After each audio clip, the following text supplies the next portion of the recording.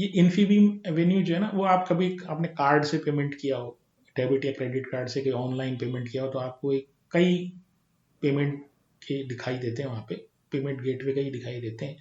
तो उनमें से एक सीसी एवेन्यू करके पेमेंट गेटवे, एक्चुअली उसको रन करती है ये कंपनी। और बेसिकली एक दो काम इनके और भी हैं, लेकिन मेजोरिटी जो है ना, 94% रेवेन्यू जिनका है ना, वो इन सर्विसेज से आता है इनका। अब इसमें खास बात क्या है, ये भी देखिए प्लेटफॉर्म कंपनी,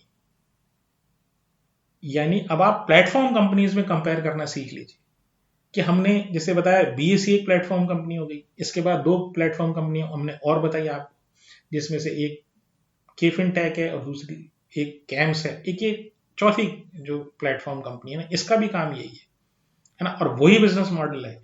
चीजें थोड़ी सी अलग है, लेकिन पैसा कैसे बनाया जाएगा या ये कंपनी ग्रो कैसे करेगी, उसकी टेक्निक सेम है।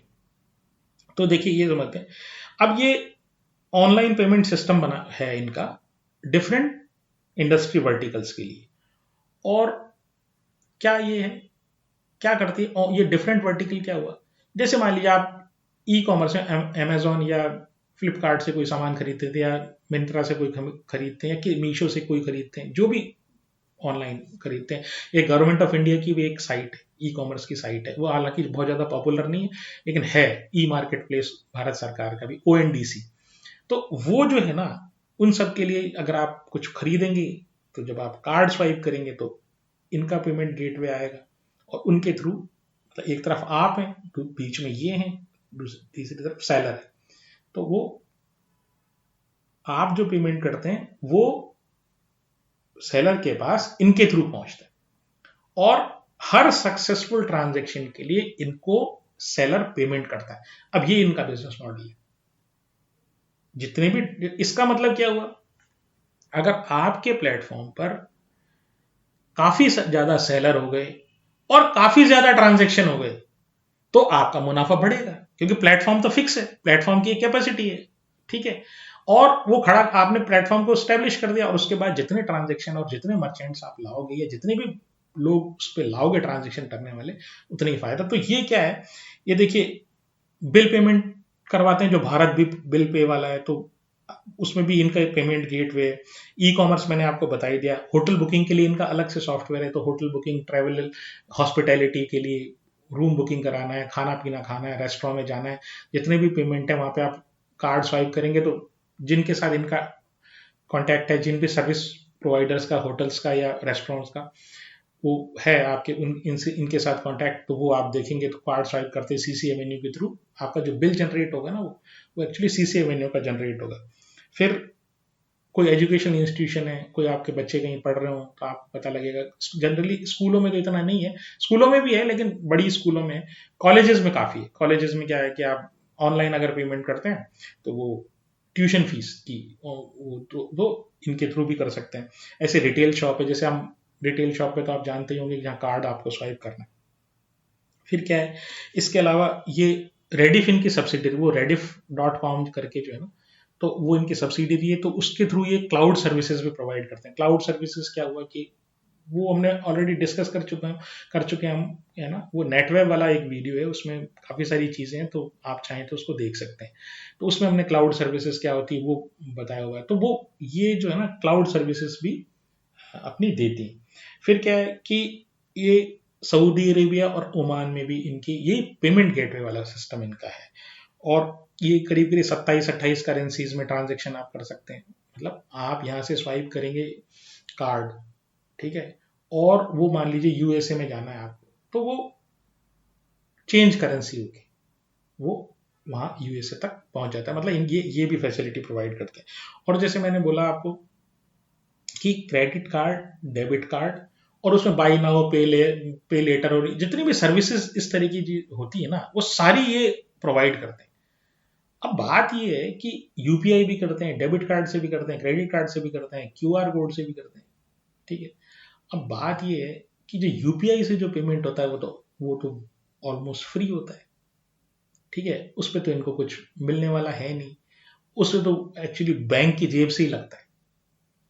तो इनको डेबिट और क्रेडिट कार्ड से जो ट्रांजेक्शन्स होते हैं ना, अब आप इस बात का ध्यान रखिएगा, यूपीआई नहीं, डेबिट और क्रेडिट कार्ड के थ्रू जो ट्रांजेक्शन होता है ना, उनसे इनको सेलर से रेवेन्यू मिलती है, ठीक है। और कई बैंकों की नेट बैंकिंग जो है ना, वो भी ये मेंटेन करता है। मतलब कई, आप जैसे ही उसकी नेट बैंकिंग पे जाएंगे तो इनके गेटवे के थ्रू, वैसे क्या होता है जनरली बैंकों के खुद की गेटवे होते हैं, लेकिन खुद के इंफ्रास्ट्रक्चर, आईटी इंफ्रास्ट्रक्चर होता है, लेकिन कई छोटे बैंक्स होते हैं वो अपनी नेट बैंकिंग इनके थ्रू रन करते हैं। फाइनेंशियल्स की बात करते हैं, 4700 करोड़ का इनका मार्केट कैप है, debt to equity almost negligible है, ₹4 का डेट है हर ₹100 पे, ठीक है। आरओई मात्र 4.7% है, यानी टोटल 5% भी आरओई नहीं है। और पी जो है वो 21 का है। 3 साल की सेल्स ग्रोथ 67% है और 3 साल की प्रॉफिट ग्रोथ 30% है। अब आप ये देखिए कि ये आरओई जो 4.71 है, मैंने पहले भी एक बार इसको एग्जाम्पल को कहा था, दिया था, अरे एफडी में रख दूंगा ना मैं भाई। आरओई वो नेट है, वो रिटर्न है जो एक शेयर होल्डर को मिलता है किसी बिजनेस में लगाने से। बिल्कुल मोटी मोटी बात अपन समझ लें, खाली आरओई नहीं देखा जाता, मतलब केवल आरओई से ही काम नहीं होता, कई मेट्रिसेस देखने पड़ते हैं। लेकिन मैं आपको ये कह रहा हूं, ये 4.7% का आरओई और इतना बड़ा बिजनेस और इतना ल्यूक्रेटिव बिजनेस लगने वाला, तो क्या कमा के देगा ये, ठीक है। एफडी में आपको इससे ज्यादा मिल जाता है। अब प्रमोटर की जो होल्डिंग है वो 27% के आसपास है और जून 2023 के बाद प्रमोटर की होल्डिंग लगातार घट रही है। एक्चुअली इनके जो प्रमोटर है ना, वो विशाल मेहता करके हैं सज्जन। 2007 में उन्होंने गिफ्ट सिटी, ठीक है, अहमदाबाद में, गांधीनगर में, उन्होंने इसको, कंपनी को एस्टेब्लिश किया था। और शायद ऐसा लगता है मुझे, जो प्रमोटर की सेलिंग का जो पैटर्न है, कि ये अपने कुछ क्लोज रिलेटिव को है ना, वो शेयर्स बेच रहे हैं। अब उसका कारण क्या है वो तो थोड़ा सा ज़्यादा पता करना पड़ेगा, बट प्रमोटर की होल्डिंग जून 23, जैसे मैंने बताया, जून 2023 के बाद लगातार घट रही है। एफआईआई की जो है होल्डिंग 7% है, डीआईआई की नेग्लिजिबल है, और पब्लिक की, जिसमें वो जितने रिलेटिव्स जो है ना जिनकी मैं बात कर रहा हूँ वो सब शामिल है इसमें, तो पब्लिक की 65% है। तो ये समझें कि अब आखिर इस कंपनी में प्रॉब्लम क्या है। मात्र 4.7% का आरओई है इनका। तो ऐसी जो कंपनी होती है, प्लेटफॉर्म आपका अच्छा है, ट्रांजैक्शंस जो हैं वो आपके आते हैं, और आपकी रनिंग कॉस्ट भी कम है, लेकिन आपके सामने कंपटीशन बहुत है। ये प्लेटफॉर्म जो है ना, ये एक बिल डेस्क है जिसको पे यू मनी ने एक्वायर कर लिया, मतलब अब दोनों एक हो गए। तो पे यू मनी हो गया, बिल डेस्क हो गया, फिर एक रेजर पे करके हुआ। ये टेक्नोलॉजी कॉमन होती जा रही है और कंपटीशन बढ़ता जा रहा है। और जब कंपटीशन बढ़ता जाता है ना, तो वहां पर क्या है, आपको नई तो टेक्नोलॉजी देनी पड़ती है, और मिलता आपको कुछ है नहीं, क्योंकि हर बैंक वाला कहता है तेरा गेटवे हटा, मैं तो इससे ले लूंगा, इस वाले से ले लूंगा, मैं तो ये सस्ता पड़ रहा है मेरे। ये मेजर प्रॉब्लम है इसमें। और ये जो कंपटीशन है ना, ये आगे बढ़ने वाला है, ये कम नहीं होने वाला। तो अनलेस ये लोग किसी दूसरे एरिया में, टेक्नोलॉजी से रिलेटेड एरिया में ये डाइवर्सिफाई करें, और शायद यही कारण है कि जो इनका प्रमोटर जो है ना, वो भी स्टेक लगातार बेच रहे हैं। हो सकता है कोई दूसरी कंपनी एस्टेब्लिश करने की कोशिश कर रहे हो, कोई नई टेक्नोलॉजी के एरिया में जाने की कोशिश कर रहे हो, वो मुझे बहुत ज़्यादा आइडिया भी नहीं है। लेकिन जो इसमें मुझे दिखाई देता है वो तो यही है कि इसमें कंपटीशन, इस धंधे में कंपटीशन बहुत कम, बहुत ज़्यादा है, और इसीलिए इस शेयर की परफॉर्मेंस नहीं